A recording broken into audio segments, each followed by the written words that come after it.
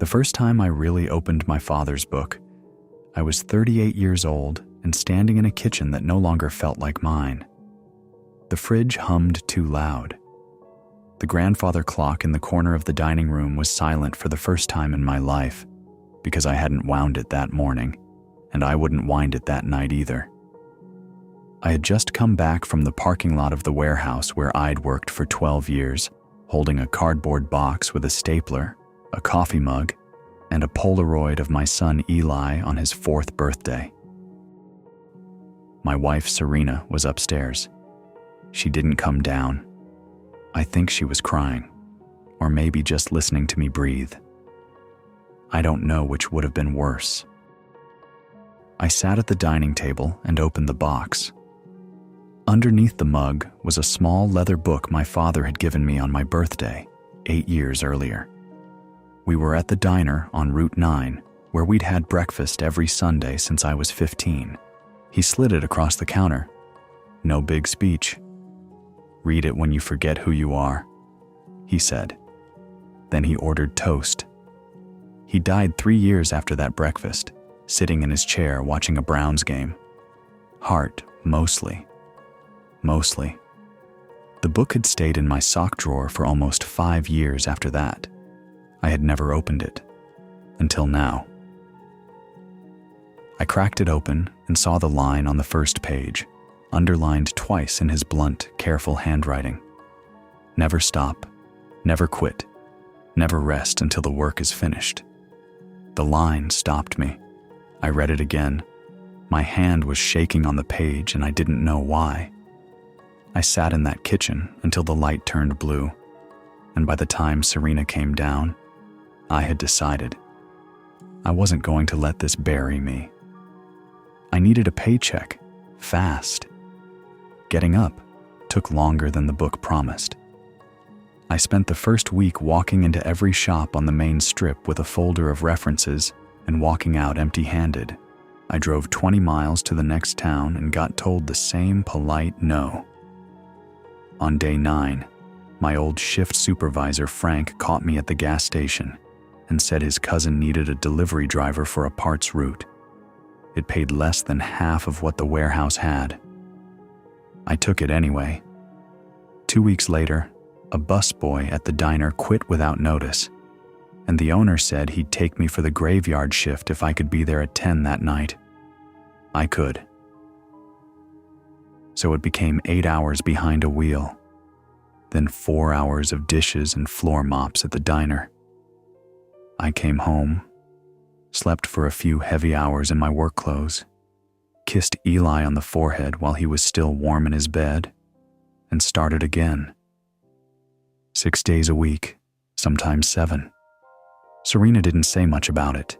She just picked up the slack.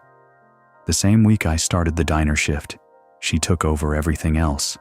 The groceries, the laundry, every single one of Eli's school runs.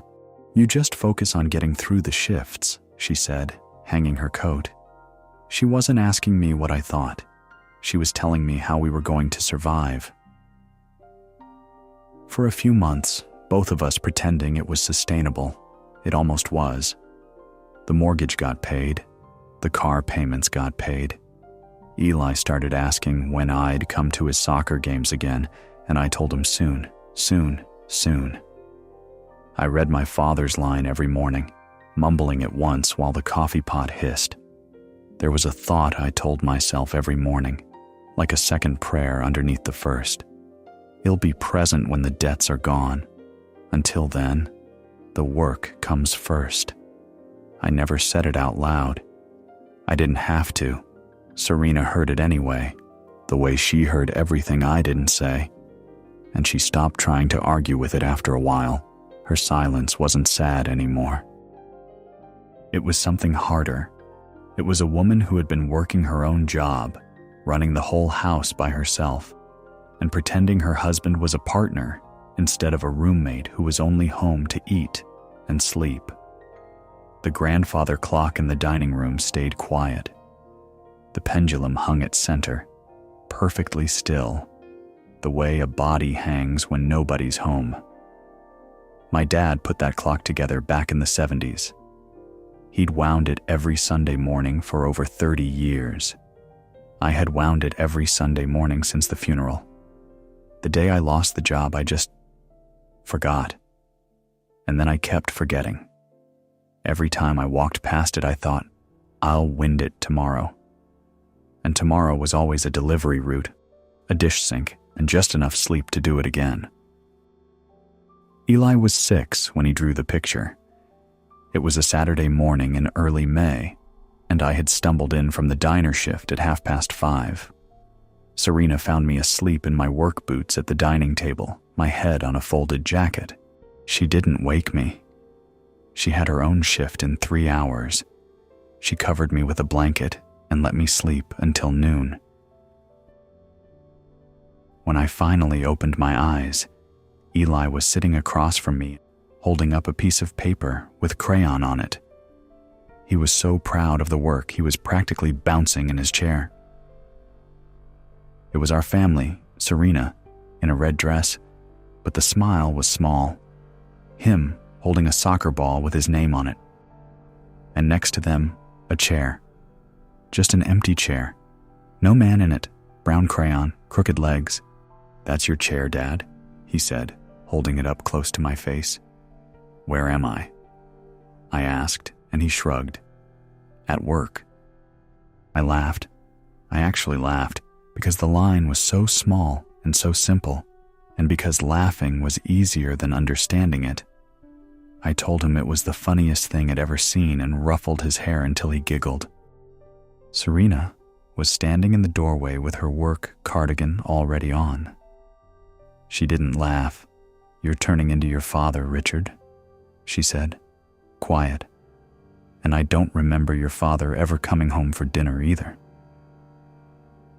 She walked out the front door to her shift. I told myself, sitting there with that crayon drawing in my hands, I'll be present when the debts are gone. Until then, the work comes first. And I believed it the way men believe lies, that let them keep doing what they're already doing. The picture went on the fridge under a magnet shaped like a sunflower.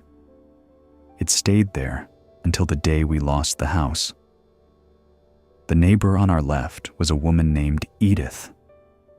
She had been a school librarian in a small town in Pennsylvania that nobody could find on a map. Her husband, Walter, had passed about 6 years before we moved in. She kept a porch swing, a stubborn vegetable garden, and a cardigan the color of weak tea. She was a light sleeper. She often woke up at the slightest noise because she said deep sleep didn't visit widows the way it visited other people. It was a Wednesday in early September when I pulled into the driveway at 11 p.m. The end of another exhausting 12-hour day. My left arm not feeling quite right, and my vision swimming a little at the edges. I stepped out of the car. The gravel rolled funny under my shoes, and I remember thinking the streetlight on our block looked too bright. The next thing I remember is gravel pressed against my cheek and the smell of motor oil from someone's parked truck. Edith later told me she heard the heavy thud from her bedroom window. Luckily, she was awake.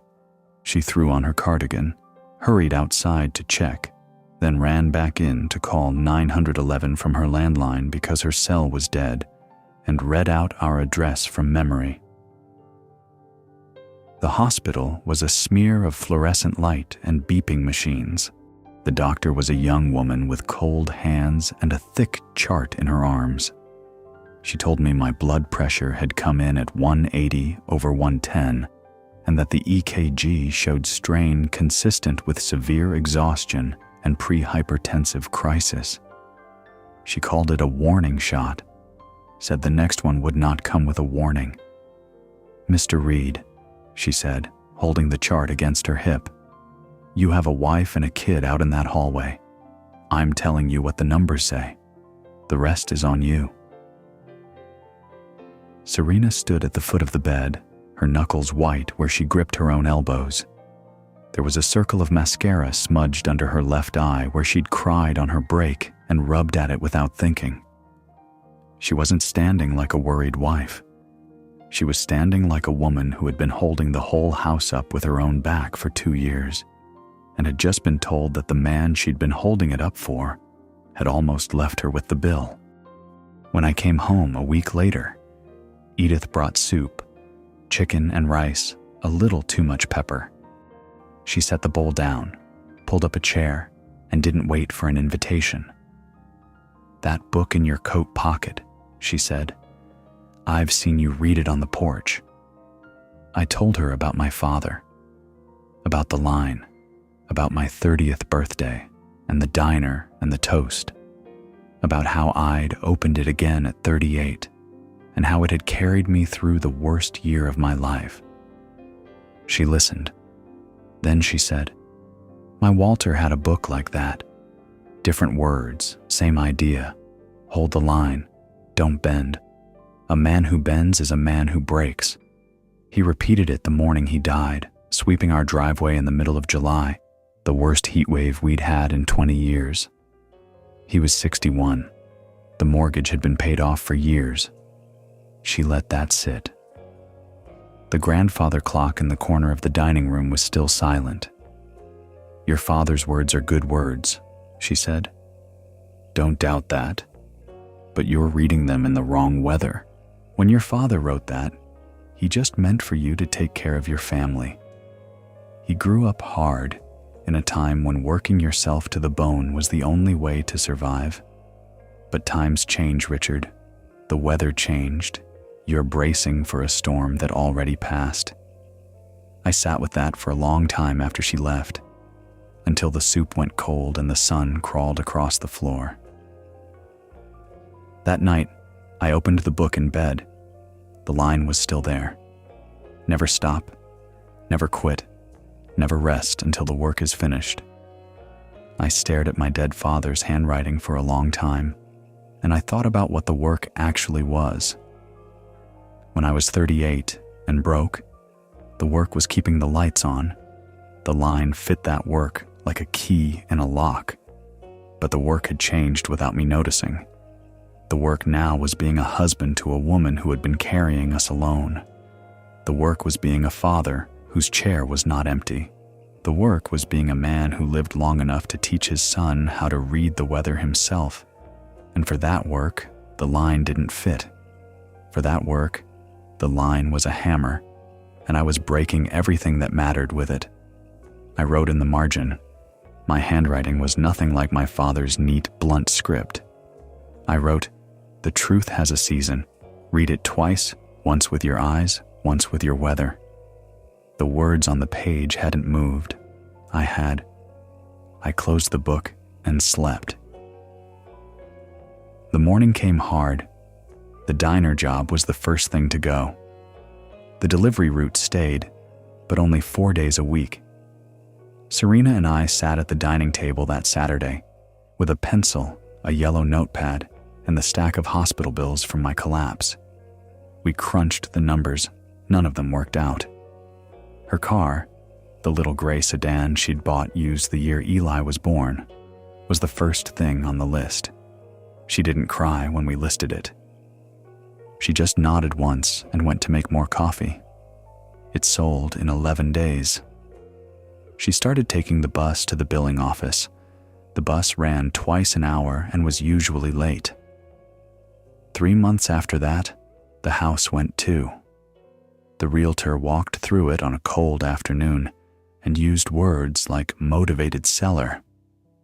Serena stood in the kitchen with her arms folded, and I watched her look at the fridge where the crayon drawing still hung under the sunflower magnet.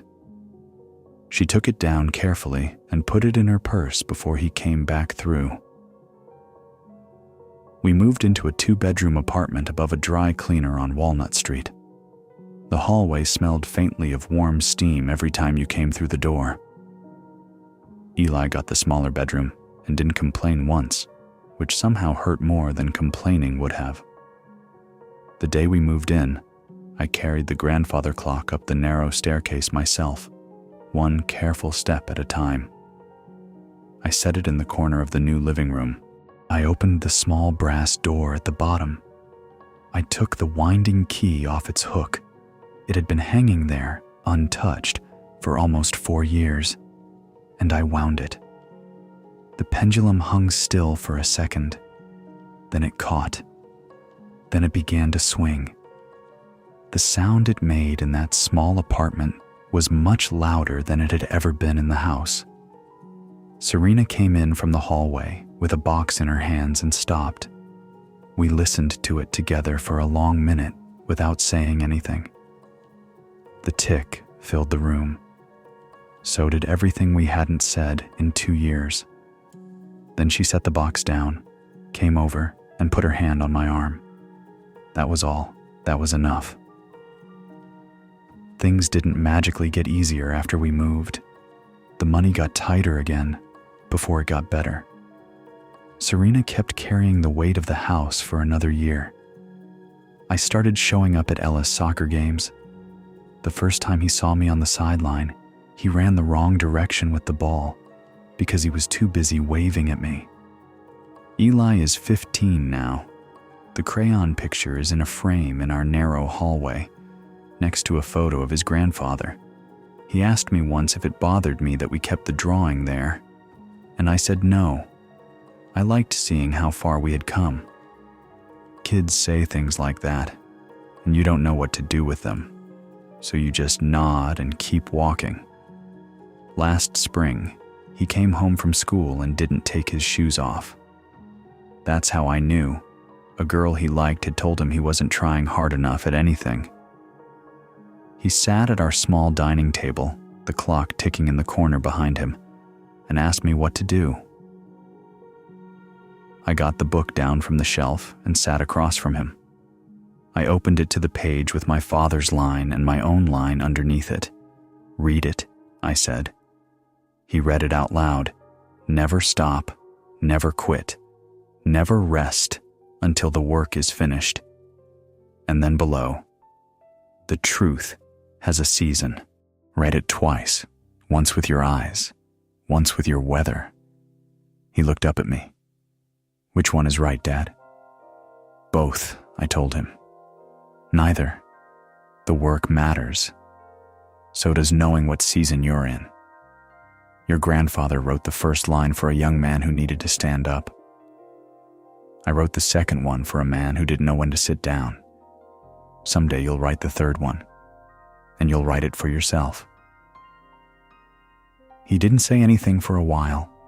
He bit the inside of his cheek, a nervous habit he got from his mother.